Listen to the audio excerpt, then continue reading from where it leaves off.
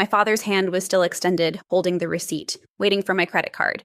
My sister Madison was tucking a $10,000 check into her purse like it was nothing, and my mother was smiling at me expectantly, completely unaware that I'd just made a decision that would change everything. Because in 30 seconds, a waiter was going to bring something to our table that would make my father's face go pale, and my graduation dinner was about to become unforgettable. Don't forget to like, share, and subscribe, and tell me where you're watching from. My name is Adrienne, and I'm 26 years old. I just graduated with my MBA from Columbia Business School. It took me 7 years of night classes while working full-time to get here. I paid for every single credit myself. No loans, no help, just years of 70-hour weeks and missed weekends. My younger sister Madison is 23. She dropped out of college after one semester. It wasn't for her, my parents said. Now she's a lifestyle blogger with 8,000 followers. She lives at home and has never paid rent. Growing up, I learned early that achievement meant nothing in my family. Madison got rewarded for existing. I got rewarded for nothing. When I made honor roll every semester in high school, my parents said, that's expected. When Madison passed her classes with C's and D's, they took her shopping as a reward. When I got into a good state school, they said, don't expect us to pay for it. When Madison decided to go to a private art school, they took out a loan, which she never finished paying back. But that wasn't the worst part. The worst part was that I kept trying, kept achieving, kept hoping they'd notice. They never did. 2 weeks before graduation, I called my parents. Hey, I wanted to let you know the ceremony is on May 18th at 2 p.m. I'd love for you to be there. My mom sighed. Adrienne, that's a Sunday. Your father has his golf tournament. It's my MBA graduation, Mom. I've been working on this for 7 years. I know, honey, but your dad's been planning this tournament for months. I was quiet. We'll take you to dinner, though, she added brightly, to celebrate. How about the Saturday before? Not on the actual day, not at the ceremony, just dinner, a consolation prize. Sure, I said. Dinner works. Perfect. And Madison will come too. She's been dying to see you. I hadn't seen Madison in 4 months. She lived 20 minutes away from me, but she was too busy to meet up. Great, I said flatly. Oh, and Adrienne, pick somewhere nice but not too expensive. You know how tight money's been. I thought about the $35,000 they'd borrowed for Madison's one semester of art school, the semester she quit halfway through to find herself. I'll find somewhere reasonable, I said, and I hung up. I made a reservation at a nice Italian restaurant in Midtown. Not extravagant, but nice. The kind of place where you celebrate achievements. I also did something else. Something I'd been planning for 3 months. I'd been headhunted by a venture capital firm in January. They'd offered me a position as an investment analyst. Base salary, $180,000 plus bonuses, plus equity. I'd accepted, but I hadn't told my family. Because they'd never asked about my job search, never asked about my future, never asked about anything that mattered to me. But I was going to tell them at dinner. Not to brag, but because I wanted them to see me, really see me just once. The night of the dinner, I arrived 15 minutes early, wore my best dress, did my makeup carefully. I wanted to look successful. I wanted them to be proud. My parents arrived 10 minutes late. Madison was with them, scrolling on her phone. Adrienne, my mom said, hugging me briefly, you look so grown up. I was 26. I'd been grown up for a while. We sat down, ordered drinks. My dad immediately started talking about his golf tournament. I shot an 82 last week. Best round I've had all year. That's great, Dad. Yeah, I'm really getting my swing figured out. Jim from the club said I could go pro if I wanted. He laughed. I smiled politely. Madison was still on her phone. Madison, put that away, my mom said gently. We're having dinner. Madison sighed dramatically, but complied. So, Adrienne, my mom said, how does it feel to be done with school? It feels amazing, I said. I'm really proud of what I accomplished. You should be. All those night classes. I don't know how you did it. I waited for more. For them to ask what's next. For them to ask about my job. For them to ask literally anything about my future. But my dad cut in. Speaking of accomplishments, Madison has some exciting news. And just like that, the conversation shifted. Madison put down her phone and smiled. So I've been working really hard on my blog, she said. That's great, I said, trying to sound supportive.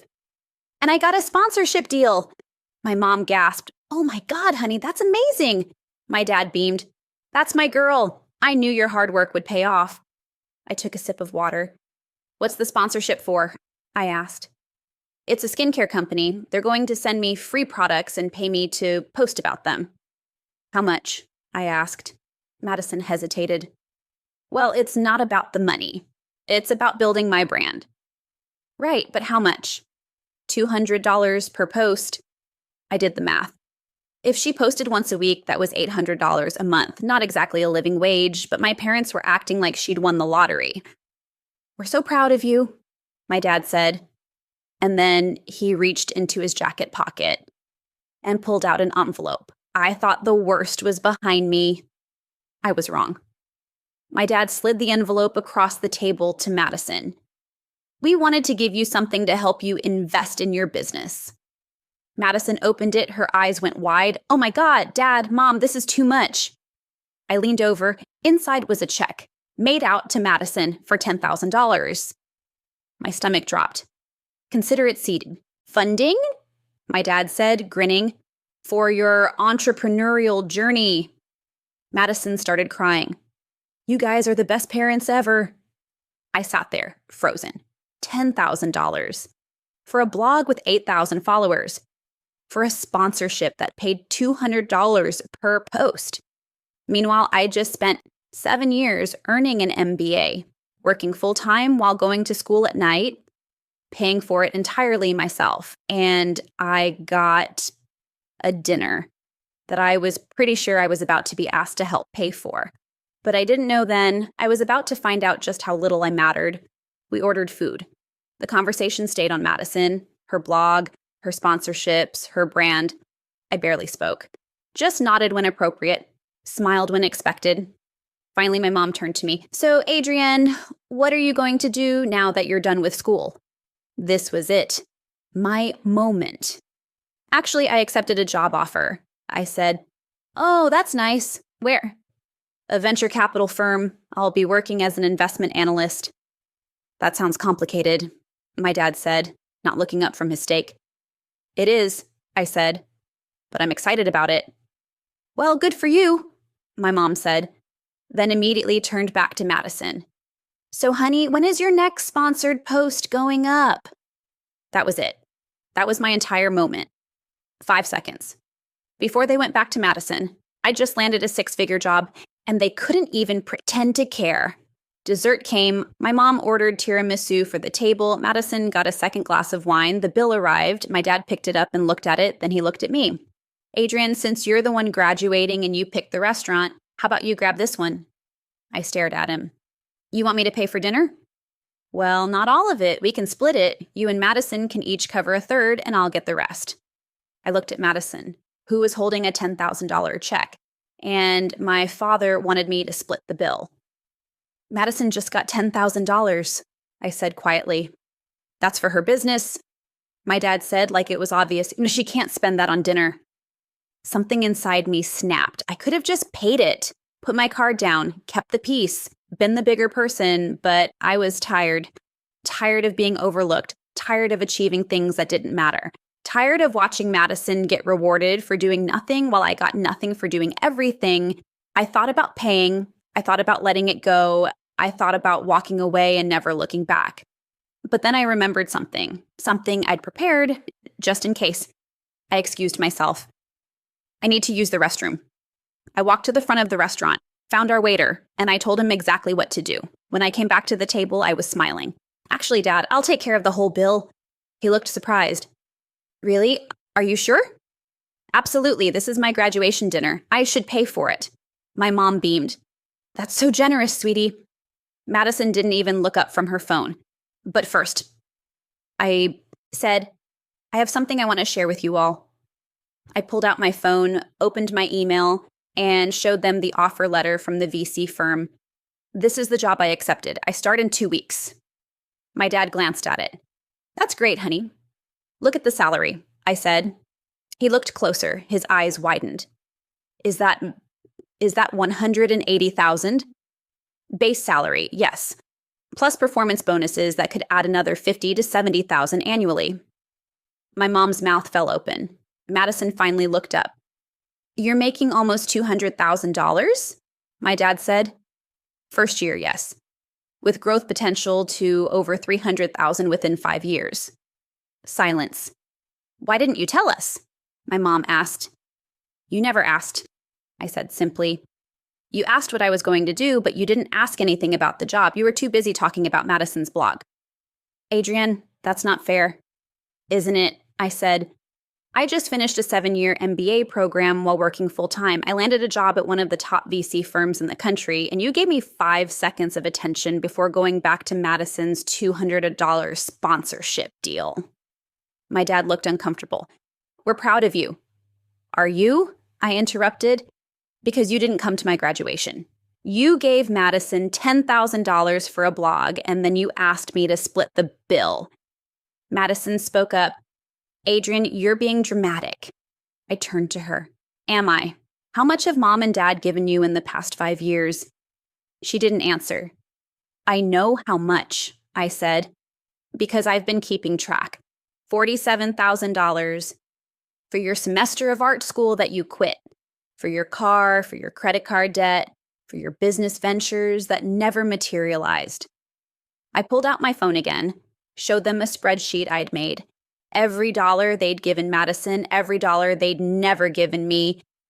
$47,000, I repeated, while I paid for my own education, my own car, my own everything.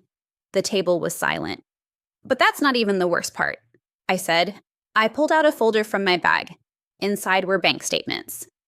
From an account I'd discovered 3 weeks ago while helping my grandmother organize her finances. Nana asked me to help her with her taxes, and I found something interesting. I slid the statements across the table. This is an account my grandparents opened for me when I was born, for college. My parents went pale. They deposited money into it every year. By the time I turned 18, there was $53,000 in it. My mom reached for the papers. Adrienne, I never saw this money, I said. You told me there was no college fund, that I'd have to pay for school myself, but the money was there, and then it disappeared. I pointed to the final statement. August 2015, right before my freshman year. One withdrawal, $53,000 transferred to my parents' joint account. Where did it go? I asked quietly. My father couldn't look at me. My mother was crying. Madison looked confused. Where did it go? My mom spoke first. We needed it, she whispered. Your father lost his job that year. We were behind on the mortgage. So you stole my college fund? We were going to pay you back. When? I demanded. It's been 11 years. She had no answer. I looked at my dad. You lost your job in 2015, but by 2017, you were working again, making good money, and instead of paying me back, you paid for Madison's art school. He finally met my eyes. We thought you'd be okay without it. You were always so responsible. There it was. The truth. I was punished for being responsible, for not needing them, for being strong enough to survive on my own. I worked 3 jobs in college, I said, my voice shaking. I lived on ramen and generic cereal. I couldn't afford textbooks some semesters. I had panic attacks from the stress. I graduated with $38,000 in debt, while Madison got $53,000 of my money to quit school after 4 months. Madison's face went red. That's not fair, isn't it? I said. They took my college fund and spent it on you. They gave you $10,000 tonight for a blog. They asked me to split the bill at my own graduation dinner. I stood up. I'm done. That's when the waiter arrived, with the manager. Ms. Adrienne, the manager said. Yes. Your table is ready. My parents looked confused. What table? My dad asked. The private dining room, the manager said, for Ms. Adrienne's graduation celebration. I smiled. I made 2 reservations tonight. This one was a test. The real celebration is in the back. The manager gestured toward the back of the restaurant. Through the glass doors, you could see a private room with balloons, a cake, champagne, and 20 people. My colleagues from work, my professors from Columbia, my friends who'd actually supported me through the past 7 years. They've been waiting for about 30 minutes, I said. I told them I had to have dinner with my family first. But I think I'm done here. I pulled out my credit card and handed it to the waiter. This is for our table, the check, whatever it is. Then I pulled out a second card. And this is for the private room. Charge everything to this one. My dad stared. You planned this? I planned to give you one last chance to see me, I said, to celebrate me, to acknowledge that I accomplished something worth celebrating. I looked at all of them. But you couldn't even do that. You gave Madison $10,000 and asked me to split a bill. I picked up my bag. Enjoy your dinner. It's paid for. But I'm going to celebrate with people who actually care about me. And I walked toward the private room. My mom called after me. Adrian, wait, please. I stopped, turned around. She was crying. We're sorry we didn't realize. You never realize, I said, because you've never paid attention. Not to me. Not to what I have accomplished. Not to what I needed. We can fix this, my dad said. How? I asked. Are you going to pay me back the $53,000 you stole? Are you going to go back in time and come to my graduation? Are you going to undo 11 years of treating me like I don't matter? Silence. I didn't think so. I walked into the private room. My friends cheered. My boss handed me a glass of champagne. Everything okay? He asked quietly. It is now, I said, and I meant it. Through the glass, I could see my family, still sitting at the table, my mom crying, my dad looking lost. Madison on her phone again. They sat there for another 10 minutes. Then they left. I got a text from my dad an hour later. We need to talk about this. I didn't respond. The next week, my mom showed up at my apartment, unannounced. We need to talk, she said. I almost closed the door, but something made me let her in. We sat in my living room. She looked around at my small but nice apartment, at the Columbia diploma on the wall, at the life I'd built without them. I've been thinking a lot, she said, about what you said at dinner. Okay, and you're right. We've treated you unfairly. We took you for granted because you were strong, and we gave Madison everything because she needed it. She didn't need it, I said. She needed to learn to support herself. You enabled her. My mom nodded. I know. And we enabled her with money that should have been yours. She pulled out an envelope. This isn't enough, but it's a start. Inside was a check for $20,000. It's all we have in savings right now, she said. We're going to pay you back the rest, all $53,000. It'll take time, but we'll do it. I stared at the check. What about Madison? I asked. My mom looked down. We're cutting her off. No more money. She's 23. She needs to figure it out. I didn't take the check. Not right away. I don't want your money, I said. I want you to understand what you did to me. I do understand. Do you? I asked. Do you understand what it feels like to work yourself to exhaustion while watching your sister get everything handed to her, to pay for your own education with money your grandparents left specifically for you, money you stole? She was crying now. I'm sorry. I'm so sorry. I don't need your apology, I said. I needed your support. Years ago, when it mattered. Can we start over? She asked. I thought about it. Really thought about it. Maybe, I said, but not right now. I need space. And you need to fix things with Madison because you didn't just hurt me. You hurt her too by making her dependent and entitled. My mom nodded, left the check on my coffee table, and left. 3 months later, I started my new job. The work is intense, challenging, exactly what I wanted. My parents have been paying me back $500 a month. It'll take years, but they're doing it. Madison got a real job at a marketing firm, entry level. She hates it, but she's learning. We had coffee last week, just the two of us. I'm sorry, she said, for taking advantage, for being oblivious, for not standing up for you. I know, I said. Are we okay? She asked. We're getting there. My parents came to visit my office last month, saw where I work, met my colleagues, saw me in my element. My dad cried. I had no idea. He said, I had no idea how successful you'd become. I tried to tell you, I said, at dinner, but you didn't listen. I'm listening now, he said. And for the first time, I believed him. Last week, I got my MBA diploma framed, hung it in my living room right next to a photo, not of my family, but of that night in the private dining room with the people who actually showed up for me, my chosen family, the people who saw me when my real family couldn't. I look at that photo every day, and I remember I don't need them to validate me. I don't need their approval. I don't need their money. I earned everything I have without them, despite them, and that's the real achievement. Not the MBA, not the six-figure job, not the success, but knowing my worth, even when they didn't. They asked me to split the bill, but I'd already paid the price. Years of being invisible, years of being taken for granted, years of believing I had to earn love through achievement. I'm done paying. Now they're the ones who owe me, and I'm finally okay with that.